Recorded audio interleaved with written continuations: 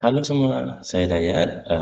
Kita kembali belajar TOEFL selama Ramadan edisi ngabuburit. Oke, jadi melanjutkan pada materi kemarin, saya sudah sampaikan bahwa kita akan menggunakan buku saya yang berjudul Basic English Grammar in 20 Hours itu untuk belajar basic grammar saat teman-teman mengerjakan struktur soal-soal pada bagian struktur TOEFL. Oke. Nah, jadi pada hari ini rencananya kita akan membahas satu atau dua bab. Semoga saja sempat. Kita akan membahas dua bab. Kalau tidak, maka akan satu bab. Oke. Langsung saja nih. Apa sih bab pertama yang akan kita pelajari? Oke. Bab pertama yang akan kita pelajari adalah ini. The first hour. Judulnya noun, verb, and adjective. Nah, sekarang pertanyaannya nih. Kenapa sih kita harus belajar noun, verb, adjective? Jadi begini, dalam bahasa Inggris, seluruh kata yang ada pada bahasa Inggris itu dikategorikan menjadi 7 kelompok. Dari 7 kelompok tersebut, ada 3 kelompok yang selalu hadir dalam setiap kalimat. Ini persentasenya sekitar 90% selalu hadir pada setiap kalimat. Makanya sangat penting bagi kita untuk mengetahui kelompok ini. Oke, jadi ada 3 kelompok yang akan kita bahas hari ini. Kelompok pertama adalah noun, kelompok kedua adalah verb, kelompok ketiga adalah adjektif.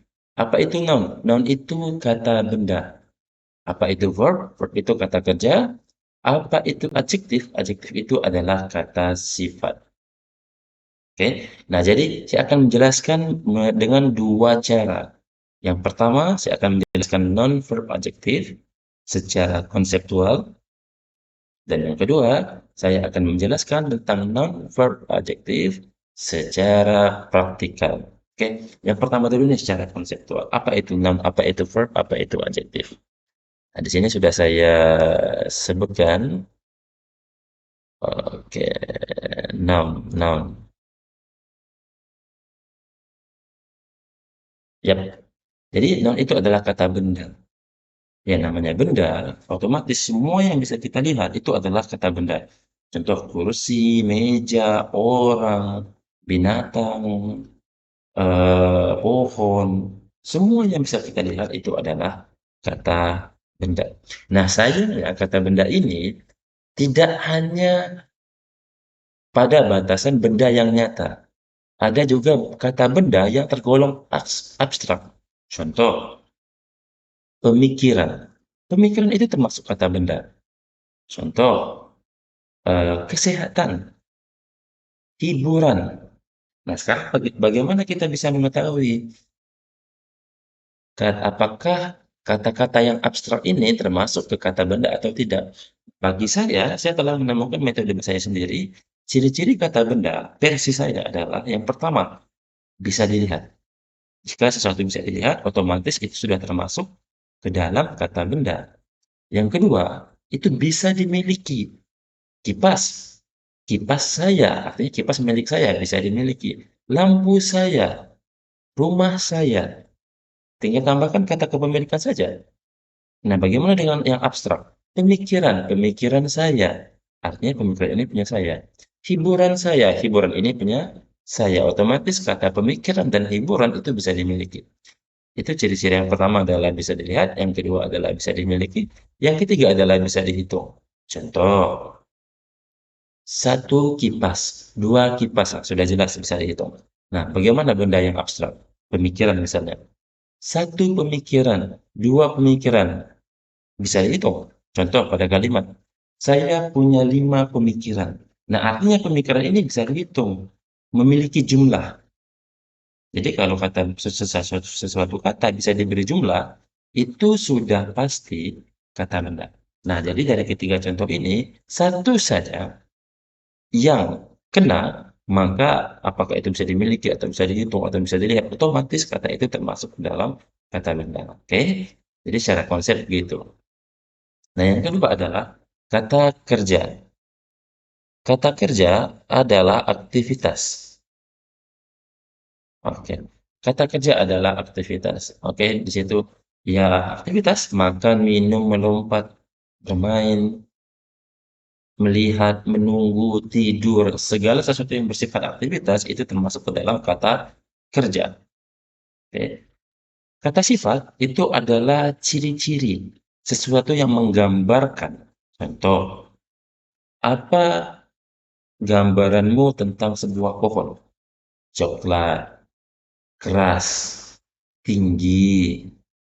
Jadi, coklat keras tinggi itu adalah termasuk dalam kata sifat. Jadi segala ciri-ciri yang menggambarkan sesuatu itu termasuk dalam kata sifat. Oke, itu secara konseptual. Oh ya, satu lagi yang ingin saya tambahkan. Kata sifat dalam bahasa Indonesia dan kata sifat dalam bahasa Inggris memiliki perbedaan. Dalam bahasa Indonesia, kita selalu menyebutkan kata bendanya terlebih dahulu baru kata sifat. Contohnya, lelaki ramah, perempuan cantik, rumah kokoh. Jadi bendanya dulu baru sifat. Lelaki dulu baru kuat. Perempuan dulu sih bendanya dulu baru sifatnya cantik. Itu dalam bahasa kita. Namun dalam bahasa Inggris hal ini dibalik. Orang bahasa Inggris lebih memilih sifat baru benda. Jadi perempuan cantik, beautiful girl. Laki-laki kuat, strong man. Nah, jadi kita harus paham nih susahnya. Oke, itu yang pertama. Selain itu, nah sekarang saya ada teka-teki nih. Jadi dalam bahasa Indonesia, kata yang benar itu adalah TS, tahu? ST. Nah, coba teman-teman pikirkan, saya beri waktu 5 detik.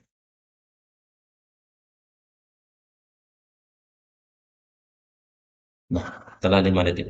Oke, ya jika masih berpikir, pause aja nanti videonya, oke? Nah, jadi yang benar adalah TS atau ST. Yang benar adalah menurut format bahasa kita, kita selalu menempatkan kata bendanya terlebih dahulu, kemudian diikuti oleh kata sifat. Nah, TS berarti unsur bendanya adalah T. S ini adalah sifat. Berarti TS itu air T yang diberi sifat S. Itu TS. Jadi kalau kita beli punya air di gelas dingin, teh dingin gitu, nah itu TS. ST itu berbanding kebalikan. Unsur utamanya adalah S dan sifatnya adalah T. Jadi ST itu sepertinya gini. Kita punya air teh, kita masukkan ke kotak yang kotak yang biasa kita letakkan untuk mendinginkan es batu di freezer, yang cube itu, cube box. Jadi kita masukkan teh, kita masukkan ke tempat tersebut, kemudian kita dinginkan. Setelah dingin, kita ambil keluar es tersebut. Nah, itu yang disebut dengan es teh. Unsur utamanya es, sifatnya adalah teh. Jadi teman-teman, saya harap sudah bisa membandingkan ya. Teh es dan es teh, yang mana yang benar? Nah, es teh sudah jelas kita mengikuti format barat. TS itu baru bahasa Indonesia. Oke? Itu tentang noun verb adjektif secara konseptual. Nah, sekarang bagaimana kalau eh, penjelasan noun verb adjektif secara praktikal? Nah, saya akan tunjukkan ini secara praktikal. Oke, secara praktikal, kata benda, kata kerja, dan kata sifat memiliki ciri-ciri. Ya. Ciri-ciri ini tidak vakum 100%, tapi 90% saya yakin ini yang akurat. Ini adalah versi saya sendiri. Ini adalah eh, hasil analisis saya sendiri. Nah, ciri-ciri kata benda itu adalah memiliki imbuhan ness pada akhir kata. Contoh, hardness. Memiliki imbuhan men. Jadi seperti government. Itu sudah pasti kata benda. Kalau suatu kata akhirnya ion, itu juga sudah pasti kata benda. Relation misalnya. Kalau satu kata akhirnya iti, kemungkinan besar dia adalah kata benda. Makanya identity itu adalah kata benda. Akhiran er, itu adalah ciri-ciri kata benda juga. Contoh, player. Dan akhiran ing adalah ciri-ciri kata benda juga. Seperti teaching. Nah, jadi kalau akhiran suatu kata itu berbentuk nas, men, ion, iti, er, dan ing itu bisa dianggap 90% termasuk dalam kata benda. Nah, bagaimana dengan kata kerja? Kata kerja juga memiliki ciri-ciri. Yang pertama adalah ify. Ify contohnya adalah identify. Itu adalah kata kerja. Akhirannya ed. Nah, dia 90% kata yang berakhiran ed itu adalah kata kerja. Contoh, late. Oke. Ada juga yang akhirnya ate. Nah, kata yang akhirnya ate itu bisa dianggap sebagai kata kerja. Contoh, generate. Nah, ada juga akhirannya ize. Jadi kalau ada kata yang akhirnya ize itu sudah jelas. Kemungkinan besar adalah kata kerja. Organize. Bagaimana dengan kata sifat? Kata sifat juga memiliki ciri-ciri. Ciri-ciri yang akhiran full. Contoh pada kata beautiful. Able pada kata understandable. Awes pada kata religious. Ive pada kata relatif. I see pada kata realistic. INT, nah ini saya lupa, tapi saya pernah temukan kasusnya. AL pada kata refusal. Jadi kalau kata-kata akhirannya seperti yang saya gambarkan sekarang, itu kemungkinan besar mereka akan termasuk kata benda, kata kerja, dan kata sifat. Nah, saya harapkan teman-teman menghafal ciri-ciri ini. Karena apa? Nanti metode saya mengajarkan soal tuple tanpa tahu arti dengan menggunakan hafalan atau indikator ini. Oke, jadi saya sudah jelaskan non-verb adjektif secara konseptual, non itu kata benda. Jadi cirinya bisa dimiliki, bisa dihitung, atau bisa dilihat. Verb adalah kata kerja adalah aktivitas, adjektif itu adalah ciri-ciri yang menggambarkan sesuatu. Secara praktikal, non memiliki akhiran tersendiri, verb memiliki akhiran tersendiri, adjektif memiliki akhiran tersendiri. Oke, jadi itu adalah bab 1. Saya rasa kita punya cukup waktu untuk membahas bab 2.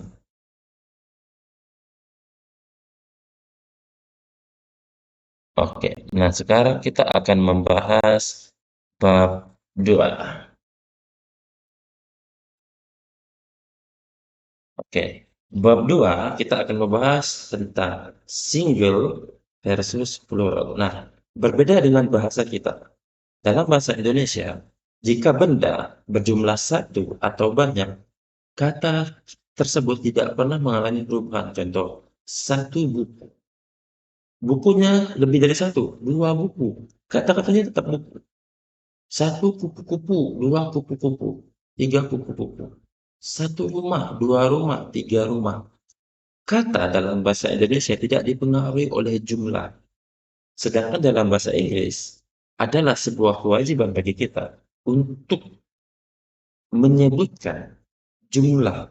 Nah, sekarang jumlah adalah bagian dari modifier. Apa itu modifier? Intinya setiap kata benda itu harus memiliki penjelasan. Salah satunya adalah penjelasan jumlah. Namun dalam bahasa Inggris, penjumlahan tersebut berbeda-beda, terutama dengan bahasa Indonesia. Bahasa Indonesia tidak ada perubahan, mau benda jumlahnya satu, mau benda jumlahnya banyak, tetap sama. Buku ya buku tulisannya. Mau satu, mau 10, tetap buku. Dalam bahasa Inggris berbeda. Ada banyak sekali tambahan. Kalau tidak salah itu ada sekitar 7 tambahan, 7 perubahan. Nah, namun dari 7 tambahan tersebut yang saya agak lupa ya 7 atau berapa, tapi seingat saya 7. Nah, yang paling dominan ini adalah 3 tambahan. Yaitu tambahan S, tambahan ES, dan tambahan IES nih seperti yang kita lihat. Nah, jadi kalau benda, misalkan bukunya cuma satu, maka kita bisa mengatakan a book. Kalau bukunya banyak, kata book itu akan mendapatkan tambahan S. 2 books, 3 books, 4 books. Nah, jadi kita harus tahu kalau dalam bahasa Inggris kata bendanya dapat berakhiran S atau berakhiran ES atau berakhiran IES, itu kemungkinan besar kata bendanya berjumlah banyak. Oke, jadi ada tambahan S. Nah, sekarang kita akan pelajari ciri-ciri. Kapan kata benda mendapatkan tambahan S kalau banyak? Kapan kata benda mendapatkan tambahan ES? Kapan kata benda mendapatkan tambahan IES jika banyak? Oke, tambahan ES diberikan jika suatu kata berakhiran CH, SH, S, SS, O, dan X. Contoh, watch, jam tangan. Kalau jam tangannya cuma satu, maka bahasa Inggrisnya watch. Kalau banyak, maka menjadi watches. Brush, penggosok atau penyikat. Kalau banyak, brushnya menjadi brushes. Brush menjadi brushes. Dress menjadi dresses. Mango menjadi mangoes. Fox menjadi foxes. Oke, bagaimana dengan tambahan IES? Tambahan IES itu situasinya adalah jika suatu kata berakhir dengan huruf Y, namun diikuti dengan huruf mati. Nah, kita harus tahu perbedaan antara huruf mati dan huruf hidup. Huruf hidup itu contohnya A, I, U, E, O. Huruf mati itu selain A, I, U, E, O. Artinya tanpa huruf hidup, huruf mati tidak bisa menghasilkan bunyi. Contoh B, C, D, G. Apakah kita bisa membunyikannya? Jelas tidak. Oke. Jadi jika huruf Y diikuti dengan akhiran huruf mati, contoh baby, Y diikuti oleh kata B, diary, Y diikuti oleh kata R, dictionary, Y diikuti oleh kata R, candy, Y diikuti oleh kata D, lady, Y diikuti oleh kata D. Nah, kata Y tersebut akan diubah menjadi IES. Oke, ini bukan tambahan, tetapi mengubah kata huruf Y menjadi IES. Nah, selain pada kondisi ini, kita akan menggunakan tambahan S. Contoh, pada kata host. Host itu tidak berakhiran yang harus ditambahkan kata ES. Juga tidak berakhiran dengan huruf Y. Maka kita akan menggunakan S. Jika kita tidak menggunakan rumus ES, IES, maka gunakan rumus tambahan S. Jadi saat sini kita sudah mengetahui bahwa bahasa Inggris benda yang jumlahnya satu dan banyak mengalami perubahan berupa tambahan S ke S, I ke S. Oke. Nah, selanjutnya ada istilah countable dan uncountable. Ada benda yang tidak bisa dihitung jumlahnya. Ya sebenarnya bukan tidak bisa dihitung. Bisa dihitung, tapi sulit untuk menghitungnya. Contoh, sand, pasir. Nah, jadi mau pasirnya satu butir atau pasirnya sepantai, itu tetap bahasa Inggrisnya sand. Water juga sama, air. Berapa banyak pun airnya tetap water. Air, udara juga tidak bisa dihitung, maka kita tidak perlu beri tambahan SPSIS. Hey, rambut. Rambut mau dia satu, mau dia banyak, maka kita tidak perlu memberikan tambahan S. Oke, karena itu dianggap tidak bisa dihitung. Sebanyak kata-kata lainnya, tapi itu adalah salah satu contohnya. Nah, bagaimana jika kita ingin mengukur jumlah dari benda-benda ini? Nah, kita menggunakan satuan. Contoh, pasir kita menggunakan satuan ember. Jadi ada berapa ember pasir? Embernya yang dihitung, bukan pasirnya. Bagaimana dengan air? Kita bisa menghitung total gelasnya atau tank airnya atau apa, wadahnya intinya yang dihitung. Oke, mengapa ini perlu saya sampaikan? Karena soal-soal ini akan sering keluar. Nah, jadi kita sudah membahas nih bab 1 dan bab 2. Nah, jika ada pertanyaan, silakan isi di kolom komentar. Jika Anda merasa terbantu, silakan subscribe. Kalau bisa juga di-share, siapa tahu ada teman-teman yang membutuhkan kelas TOEFL gratis ini. Ikuti saja kelas ini. Memang di awal juga merasa aneh. Oh, sebentar, baterai saya mau drop ini. Tapi juga udah mau selesai ya. Oke, ikuti saja kelas saya. Saya jamin ilmu yang kalian pelajari hari ini sampai selesai akan sangat membantu kalian dalam mengerjakan soal TOEFL dan menggunakan metode saya, metode mengerjakan TOEFL struktur grammar tanpa tahu arti. Sekian terima kasih sampai bertemu besok. Assalamualaikum warahmatullahi wabarakatuh. Selamat sore.